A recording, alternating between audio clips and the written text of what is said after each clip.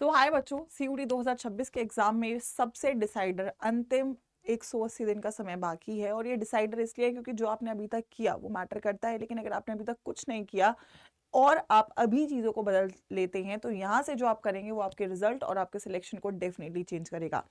क्या 180 डेज का प्लान होना चाहिए और किस तरीके से आप लोग को फाइनल प्लान को एक्शन में लाना है, डिटेल में इस वीडियो में मैं आप लोग के लिए कवर कर रही हूँ। तो पूरी वीडियो को कंप्लीटली फॉलो करना, और अगर आप इसे शॉर्ट पूरे हार्ट के साथ फॉलो करने के लिए रेडी है तो मुझे कमेंट सेक्शन में जरूर डाल के जाना, yes ma'am we are ready for our version 2.0, क्योंकि जब वर्जन 2.0 आएगा तभी बच्चों सिलेक्शन की तरफ आप लोग अपने कदम बढ़ा रहे होगे। ठीक है, तो ये जो समय है इसको हम दो कैटेगरीज में डिवाइड करेंगे। सबसे पहले अगर मैं बात करूं मेन, बहुत सारे बच्चे मुझे कहते हैं हम सिलेबस कब तक खत्म हो जाना चाहिए। तो पहले तो उसका जवाब आपके सामने है कि सिलेबस मैक्सिमम दिसंबर तक कंप्लीट होना चाहिए। अब दो बच्चे मेरे पास यहाँ पे ऐसे भी बच्चे हैं जो सीयूटी के लिए ड्रॉप ले रहे हैं, और ऐसे भी बच्चे हैं जो रेगुलर अपने बोर्ड्स के साथ सीयूटी की तैयारी कर रहे हैं। ठीक है, जो बच्चे ड्रॉप ले रहे हैं उनके लिए तो कंपलसरी है कि आपका सिलेबस बाय दिसंबर कंप्लीट होना चाहिए। ठीक है, कंपलसरी है कि सिलेबस कंप्लीशन पे फोकस हो, थोड़ा प्रैक्टिस को अभी साइडलाइन कर सकते हो। कोर फोकस होना चाहिए कि सिलेबस डिटेल में आपका कंप्लीट हो मिनिमम। ठीक है, अगर आप ड्रॉप ले रहे हो और आपके लिए लैंग्वेज कंपलसरी है तो लैंग्वेज और डोमेन्स का, और अगर आपके लिए जीएटी भी आपके सब्जेक्ट कॉम्बिनेशन में कंपलसरी है तो जीएटी का भी, क्योंकि आपने ड्रॉप लिया है, आप लोगों के पास एक्स्ट्रा टाइम है, आपका बोर्ड का एग्जाम नहीं है तो आप इस सेक्शन पे फोकस करोगे।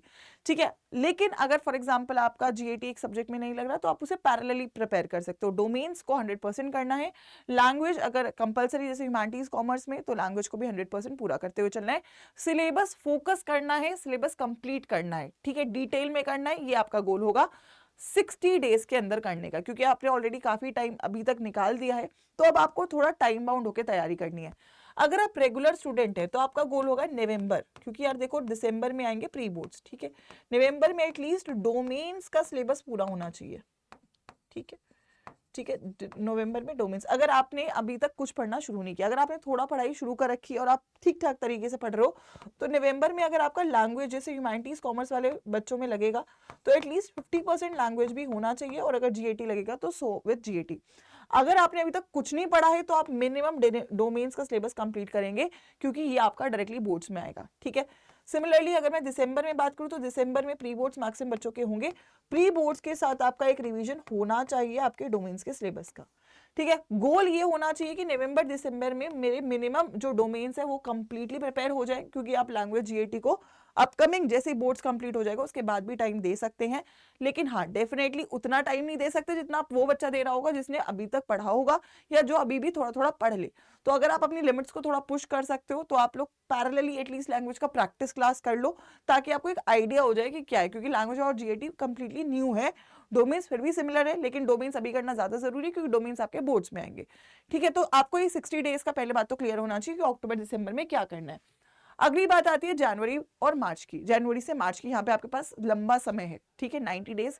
लेकिन जो बच्चे ड्रॉप ले रहे हैं उनके पास ये लंबा समय है, लेकिन जो बच्चे रेगुलर है उनके पास ये लंबा समय नहीं है, क्योंकि उनके पास 90 दिन है ही नहीं। उनके पास अगर मैं बोलूं जनवरी में आपके पास खास 10 दिन मैक्सिमम पकड़ लो, क्योंकि आपके पास प्रैक्टिकल्स भी होंगे। 10 डेज में भी आप अपना थ्योरी ही रिवाइज कर सकते हो, डोमेन्स ही पढ़ सकते हो। ठीक है, अगेन फेब आपके पास नहीं है। ठीक है, मार्च भी आपके पास नहीं है। साइंस वालों के पास हो सकता है यहाँ पे भी 10 दिन हो, पर बाकी स्ट्रीम्स के पास नहीं है। तो अगर मैं रेगुलर स्टूडेंट्स की बात करूं तो मैक्सिमम आपके पास यहाँ पे 15 से 20 दिन मिलेंगे, और उसमें भी आप अपने डोमेन्स ही कर सकते हो। ठीक है, हाँ साइंस वाले बच्चे मार्च में लैंग्वेज जीएटी कर सकते हैं, बट ह्यूमैनिटीज कॉमर्स वाले नहीं कर पा रहे होंगे क्योंकि उनकी डेट शीट में मार्च में भी एग्जाम्स है।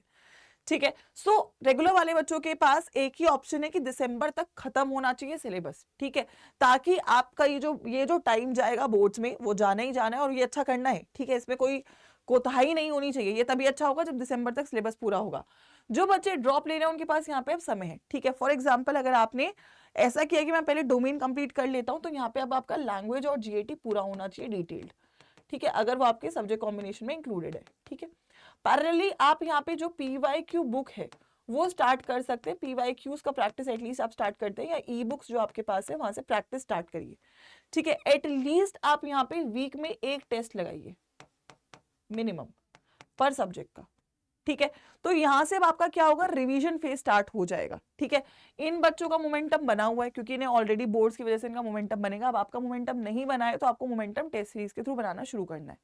ठीक है, this is going to be a very crucial time period जो सबसे ज्यादा जनवरी से मार्च के बीच में रहेगा। लास्टली बेटा रहेगा आपका सबसे इंपॉर्टेंट महीना अप्रैल, जिसमें दोनों बच्चे सेम कैटेगरी में आ जाएंगे, रेगुलर और बोर्ड्स दोनों वाले, ड्रॉपर दोनों वाले। 30 डेज में सबसे पहला काम है 10 to 15 डेज में आपको बहुत ही इफेक्टिव रिवीजन करना है। ठीक है, अब इसीलिए अब 15 दिन में कोई बच्चा नया सिलेबस तो पढ़ नहीं सकता, इसलिए आपको दिसंबर तक वो पूरा करना है। आप सोच रहे हो कि मैं अप्रैल में ही सब कर लूंगा, तो नहीं हो पाएगा। ठीक है, क्योंकि आप ऊपर ऊपर से पढ़ोगे और ऊपर ऊपर से सिलेक्शन और अच्छा कॉलेज नहीं मिलता है। सो इफेक्टिव रिवीजन होगा यहाँ पे डोमेन्स का।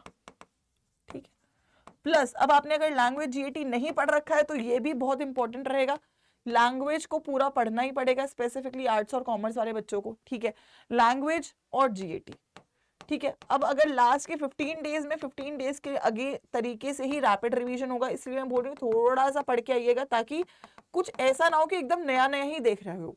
ठीक है, यहाँ पे कुछ भी नया नहीं होना चाहिए, यहाँ पे सब कुछ रिपीटेड होना चाहिए, रिवीजन होना चाहिए। यहाँ पे अगर कोई ऐसा टॉपिक है जो तुम जिंदगी में पहली बार पढ़ रहे हो, नहीं हो पाएगा, बचा हुआ भी भूल जाओगे।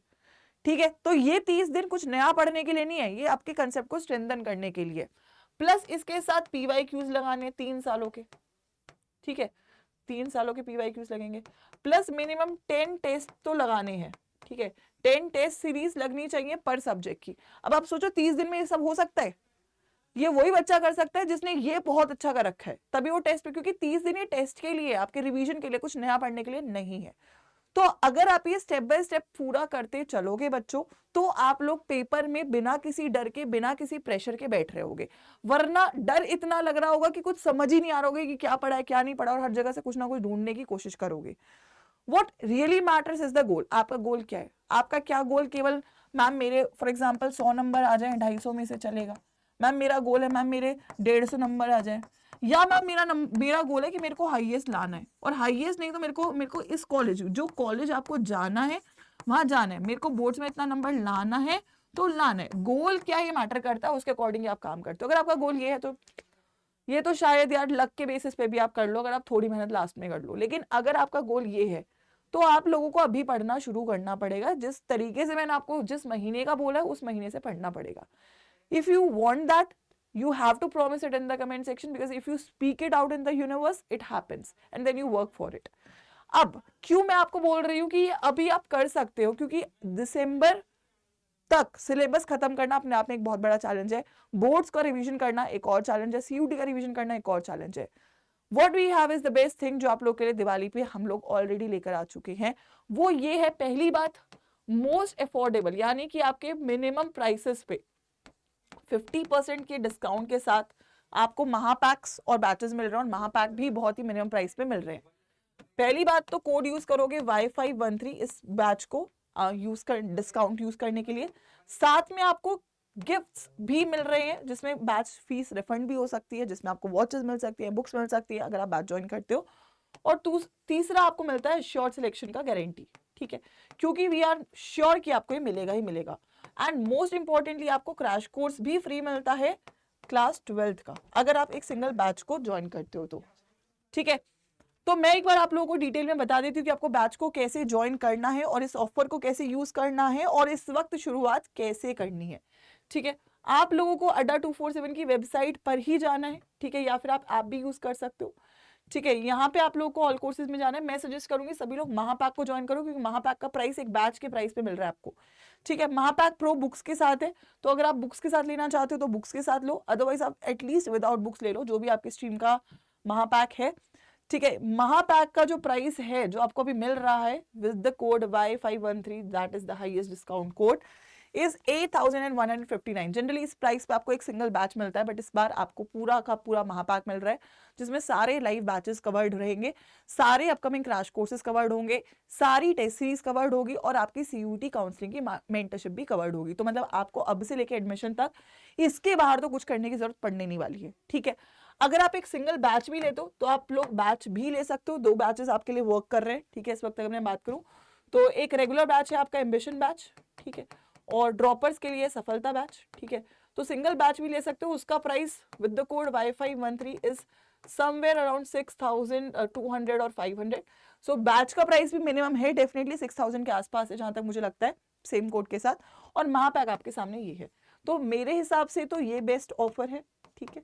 अगर आपको लगता है कि मैम बैच ही लेना है तो आप बैच भी ले सकते हो, बट दोनों में से कुछ एक लेके शुरू कर दो, क्योंकि 50% का डिस्काउंट वापस नहीं आएगा, प्लस इसके साथ आपको गिफ्ट भी मिलेगा स्पिन द व्हील में, एंड वो जो 100% सिलेक्शन का जो गारंटी है वो भी आपको इस टाइम इंटरवल में ही मिलेगा।